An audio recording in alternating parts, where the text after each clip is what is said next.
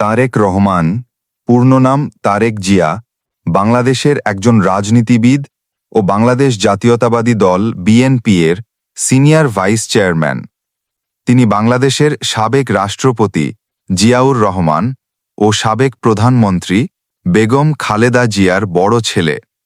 নিচে তার জীবনের সংক্ষিপ্ত কাহিনী তুলে ধরা হল। ব্যক্তিগত পরিচিতি: পূর্ণ নাম তারেক রহমান, তারিক রহমান, জন্ম 20 নভেম্বর 1967, জন্মস্থান বগুড়া, বাংলাদেশ, পিতা শহীদ রাষ্ট্রপতি জিয়াউর রহমান, মাতা সাবেক প্রধানমন্ত্রী বেগম খালেদা জিয়া, স্ত্রী ডাক্তার জোবায়দা রহমান, সন্তান এক কন্যা জায়মা রহমান। তারেক রহমান ঢাকা বিশ্ববিদ্যালয় থেকে আন্তর্জাতিক সম্পর্ক বিষয়ে স্নাতক সম্পন্ন করেন।